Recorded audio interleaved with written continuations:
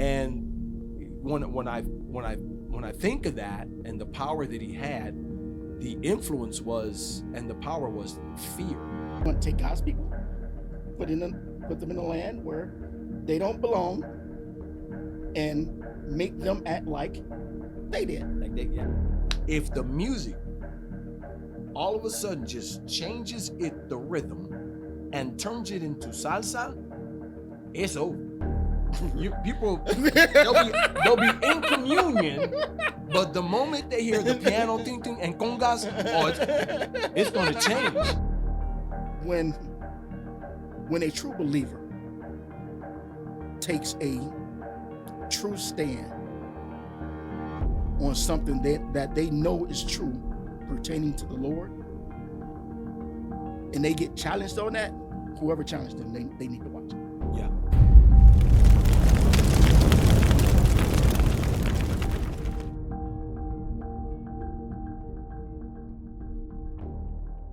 I remember coming from work where I used to work downtown, and I made a left on, I think it was East 16th or East 18th by Cleveland State, and they had banners.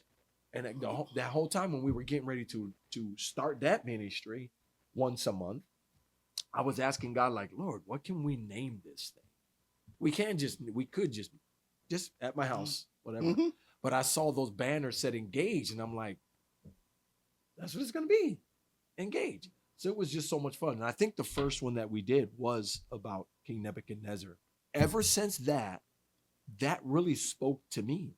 Yeah. About images, about King Nebuchadnezzar and what he did. And I kind of wrote, and I think I sent it to you.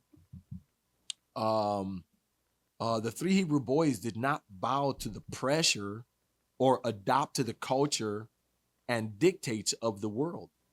King Nebuchadnezzar sat on a throne of authority, power, and influence. Mm-hmm. And I wrote 6 elements in the story: the king, statue, the music, people, furnace, and fire. And I wrote it was a death threat. And during that time, that would have been the hardest thing, because the Bible doesn't really talk about, it just says 3 Hebrew boys. And there had to be over 2 million other Jews. Yeah, other Hebrews. Yeah. That were there exiled into Babylon, mm-hmm. But it only talks about these 3. Mm-hmm. So when I think of the authority that King Nebuchadnezzar had, the power and the influence, because the statue had no power at all. No whatsoever. The statue it's dead. It might look shiny and pretty, mm-hmm. blinging from far away too, but it really had no power. None whatsoever. And the only power and influence just came from King Nebuchadnezzar. Yep. And he sat on that throne. And when I think of that and the power that he had, the influence was and the power was fear, to get people to align themselves by a posture of bowing and a posture of worship to a king that was totally against God. He made himself out to be. He mm-hmm. made this image of gold, like, mm-hmm. that's me. It ain't me, but you're gonna bow to it. Yeah.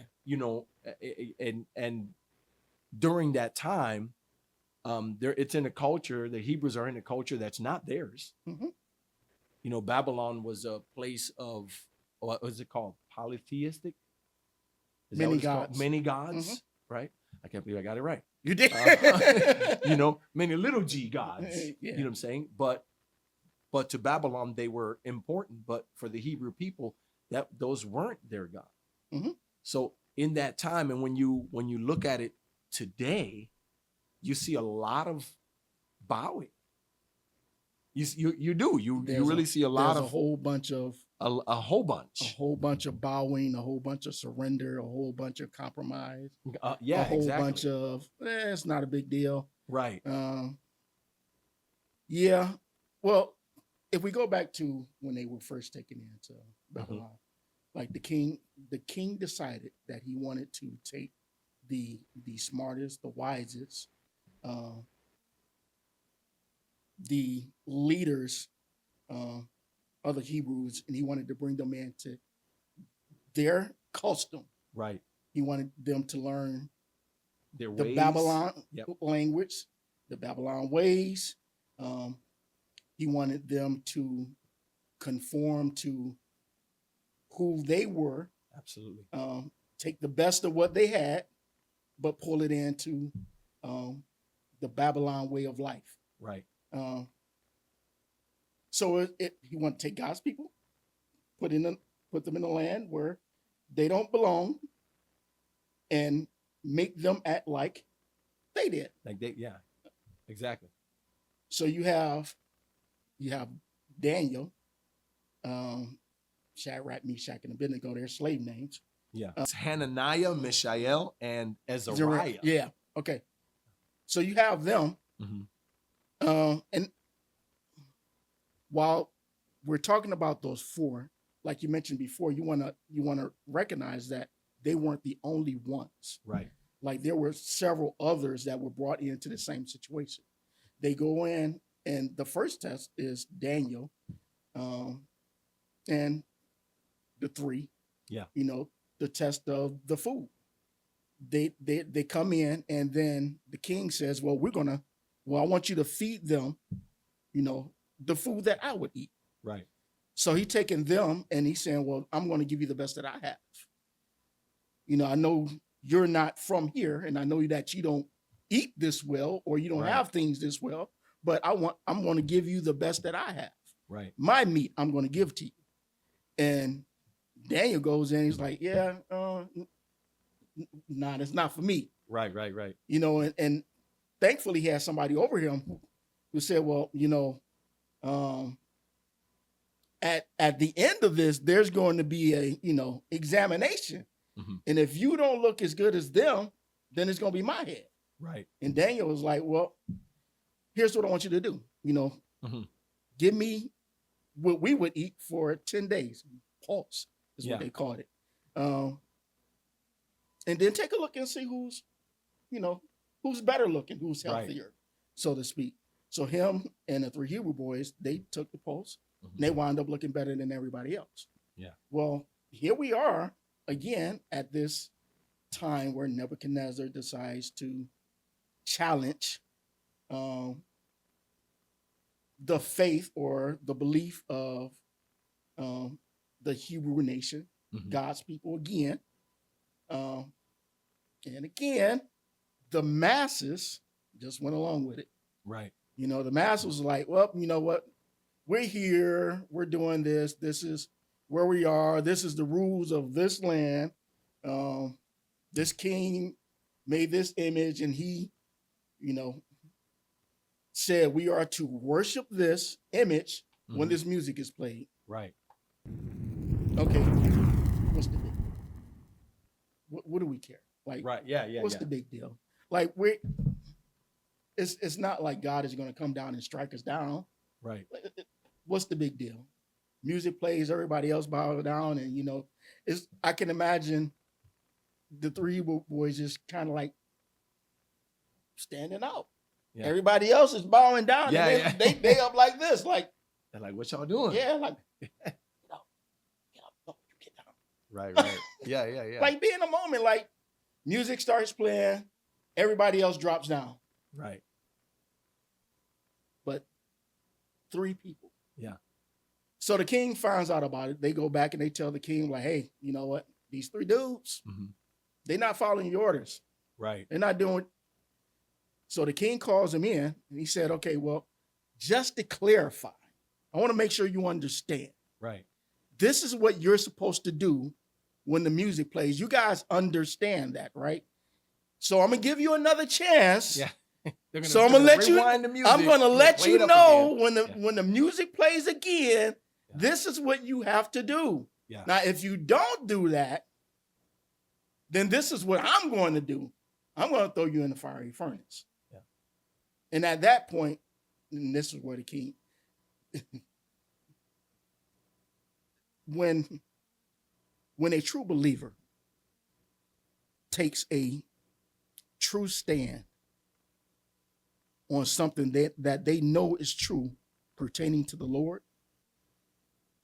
and they get challenged on that, whoever challenged them, they need to watch out.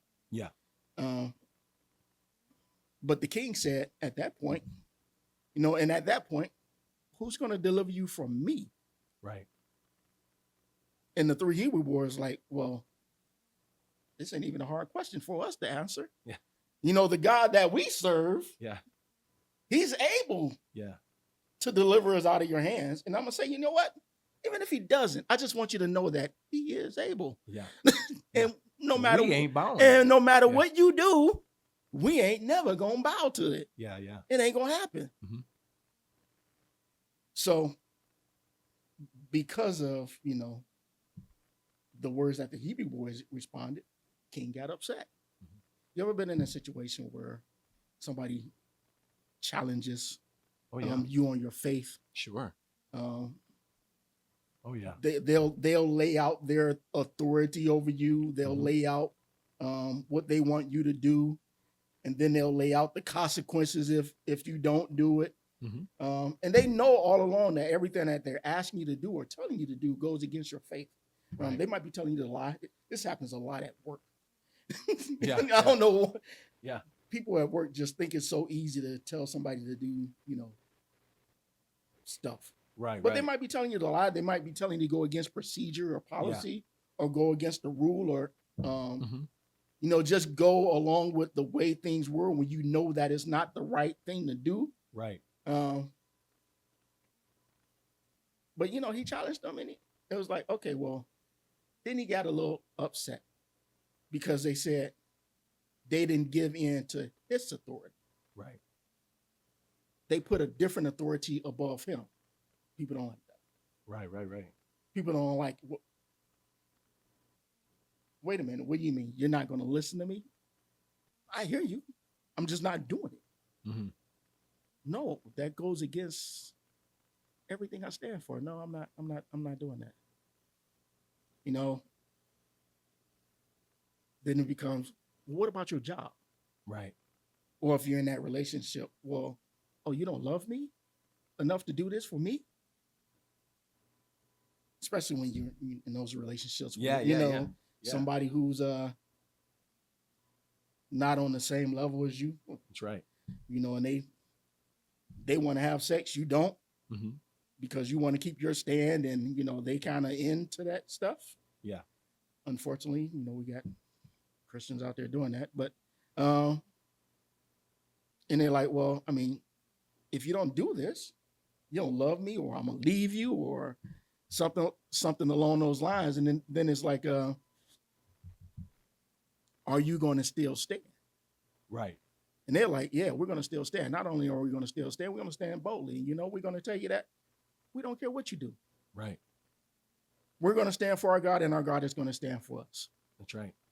Then King Nebuchadnezzar, people don't like to hear we're not bound to your authority or giving in to you. They don't want to hear that. So they get hot. And then they start acting in that authority that they do have naturally.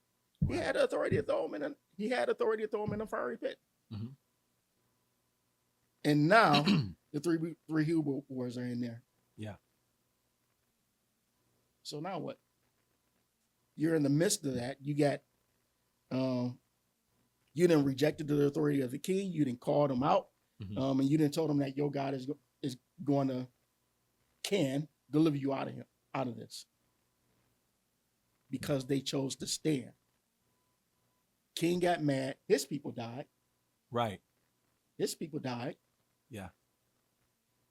And then the king himself got close enough to the flames to look into him. Do you know that had to be a miraculous moment? Yeah. In itself. Mm-hmm. Because those same flames just killed somebody else because they got too close to him while they were throwing them in. But the king looking in, he can see the three Hebrew boys walking around, unbound. Yeah. And dancing and jumping. Not only that. Yeah. The Lord was in there with them. Right. The Lord was in there with him, and it kind of caught my attention that the king said, "In the fourth person looks like the Son of God." Yeah. Like the fourth, like the king is the one who establishes the deities in the land. Sure. Like he's the one who, decides that, well, you're going to worship that image. Yeah. We're going to serve this one, and we're going to do that one. The king himself acknowledged that the Son of God came into the furnace with. Yeah. He said it. Yeah. The one with the authority to make that distinction. Right. So the Lord made him acknowledge who he was. And then that's powerful when you think about it. Yeah, it is. Yeah. Like everything that the king was standing on, the Lord stripped it down and said, yeah, no, you're going to acknowledge me. Yeah. You're going to see who I am. But the Lord said, acknowledge me. I am who I am. That's right. Acknowledge me. Yeah. And then they came out and King Nebuchadnezzar does what he does. Oh, we have to acknowledge that the God of the three Hebrew boys is the God. Is the God. He is God. Yeah. It's amazing how you do. Yeah. People do that for a little bit of time. Right. But I find it so cool because so the boys, they did not bow to the pressure. The bowing was to an image. It wasn't per se to King Nebuchadnezzar. It was to a statue. Bowing to an image. And today there's images everywhere. Images everywhere.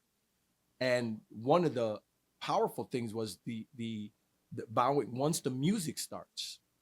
And music is a big thing. Music is a huge thing. It's huge, we even for believers. We talked about this before. Music is so easy for Christians to fall into the trap by music. Yeah. I don't get that. They listen to the words, but they don't care because the music sounds because the music. Yeah. I'll tell you right now, if you went to a all speaking Spanish church and the Holy Spirit can be moving, if the music all of a sudden just changes the rhythm and turns it into salsa, it's over. People, they'll be in communion, but the moment they hear the piano ting ting and congas, it's going to change. Music just does that. Music is wicked, man. I heard this thing at my job at Pucell, the Spanish guy, and I never heard anybody say this, but he said the salsa is music of the flesh. And the first time I heard that, I was like, wow. Because there's always this, is it wrong to listen to salsa in church? Is it wrong for Christians to listen to salsa? See, I don't even know what that is. What is it's the Puerto Rican signature sound. Okay. Salsa. Okay,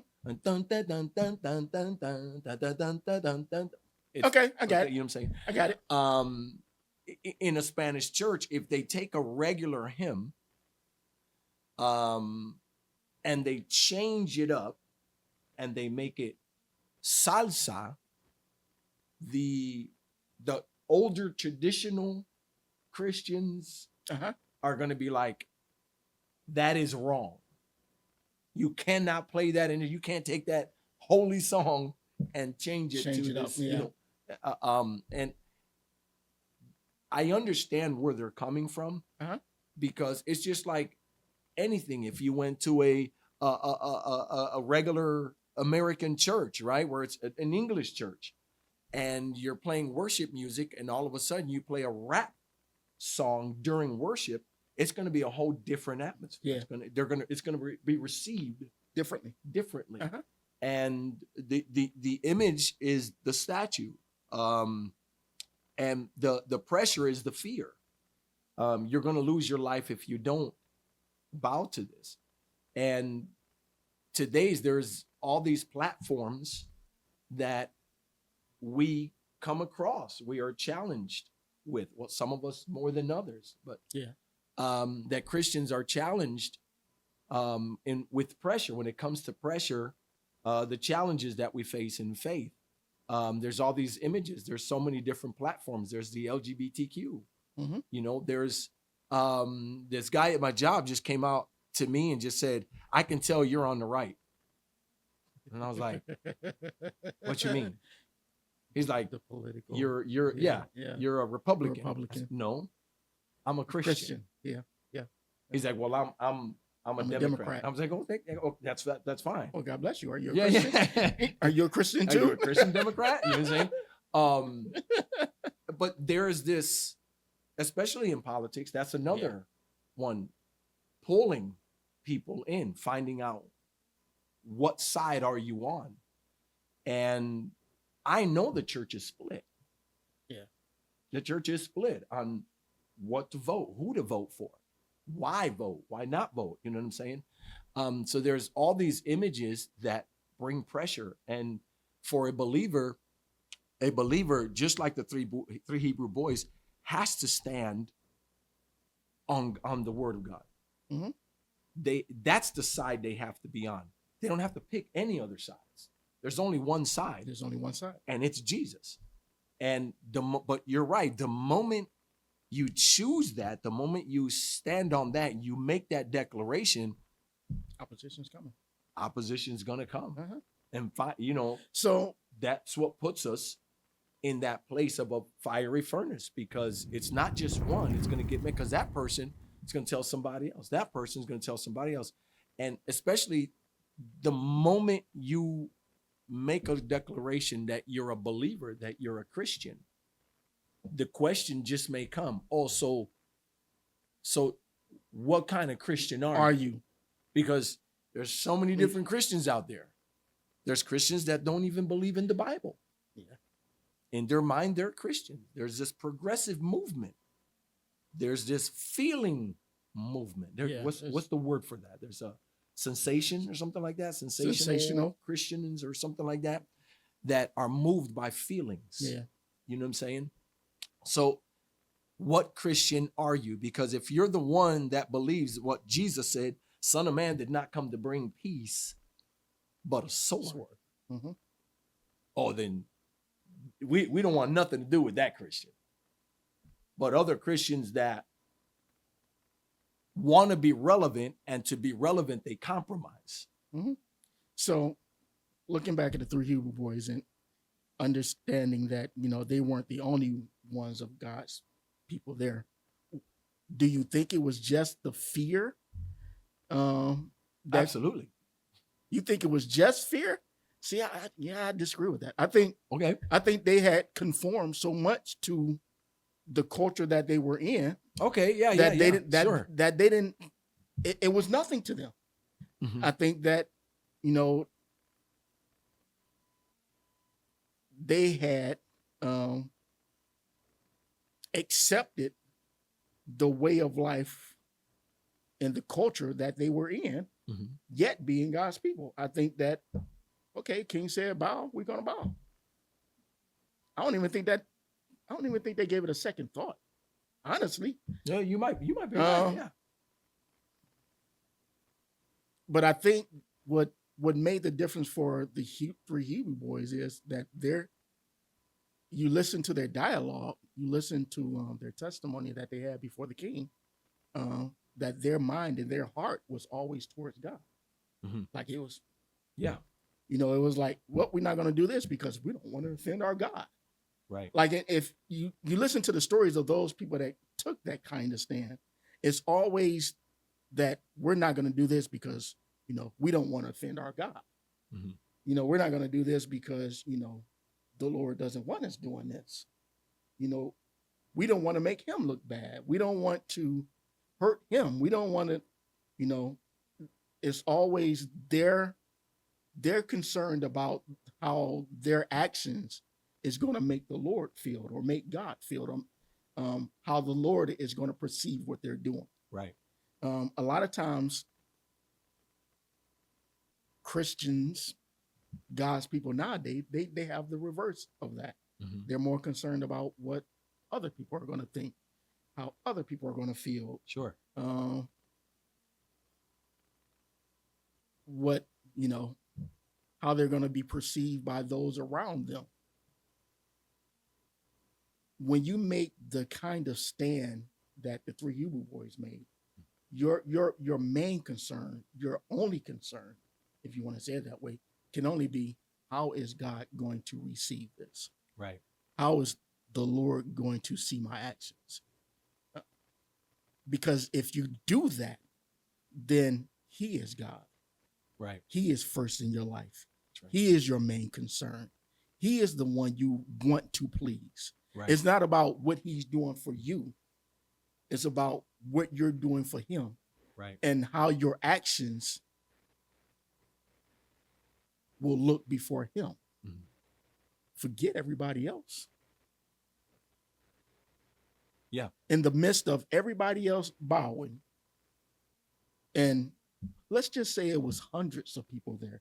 It was more than that, but let's just say it was hundreds. Right. You got 100 people bowing around you, and you just decide that you're not going to do it. Right. Because you know that the Lord don't want you doing it. Yeah. I don't care about the threat of death. You know what? Because I'm good. Mm-hmm. If I die, I'm going to a better place. Right. Right. That's the truth of it. That is the truth. Yeah. But in the moment, yeah, you see that furnace, and it's on fire. You know what? I'm gonna be honest with you. It would, to me, it seems easier to die for the Lord than to live for him. I can agree with that. Yeah. Because death it's like it's final. Yeah. After this, you go on to be with the Lord. Like, that's what we're living his life for. Right. But I just ain't ready to die. I ain't ready to die, but you know what I'm saying? I got a daughter that just turned 15. I ain't ready to die, but if somebody's my wife, if it comes down to well, you accept my God and deny your God, you're gonna die for your God. Oh, there's no doubt, right? Yeah. That's a easy, quick right. decision. Yeah, absolutely. It's just quick. Mm-hmm. Like, you don't even need to think about that. Mm-hmm. But it's like, okay, if I tell this lie, no, the Lord doesn't want me to do it, but he'll forgive me, and yeah. I can repent later, or I got another chance to get it right later. Like, we compromise the life we live for him. Mm-hmm. We do it all the time. We compromise our lives because and I say this all the time, people better be glad that I'm not God, because he is far more forgiving than I am. Sure. No, that's not even a challenge there. That's true. So maybe they felt like, well, it's no big deal. God will forgive us. Mm-hmm. Okay, maybe we'll bow now, won't bow. I don't know. I don't know. I don't think it was just the fear of death. I think. Can you agree that there was some fear? Oh, there was definitely. I definitely believe fear is huge. Uh-huh. Fear is so huge that you can be at a job and work next to somebody that's a believer 5-10 years and you don't even know it. Yeah. And if later on you find out and then you go, it's like, you're a Christian. You're a Christian. It's a I surprise. never knew that. And they go, oh yeah. I'm just afraid to say that. You know what I'm saying? Because I don't. Yeah, but I just don't want nobody fear. That's there are people like that. They're just afraid. There are, but I don't understand that. Yeah, me either. I'm not going around going, hey, I'm a Christian. Hey, I'm a Christian. Hey, I'm a Christian. I'm not going around doing that. You don't have to do that. You don't have to. Your life should tell people that there's something different about you. That's what I'm saying. Your life should say, okay, well, even if they can't pinpoint what it is, they should know that there's something different. There's something about you, and that's an opportunity to witness. Open door. Open door. Right there at that moment. Yeah. First, are you praying for that? Because you should be praying about that. You know what I'm saying? You want to win souls for the Lord. You know what I'm saying? And if you're praying for that, then it's not that you want everybody to know that, but God will raise you up. Make opportunity. You know what I'm saying? He's gonna open the door for you to witness to somebody, and not all of them are gonna want to hear what you got to say, but there is somebody that has a heart. The Bible says the harvest is ready, but the laborers are few. There's some hearts in there that are ready to receive something, because there are people that are hurt and broken, and they just want some genuine love, real love from people, especially from Christians, and they know what's real and what's not.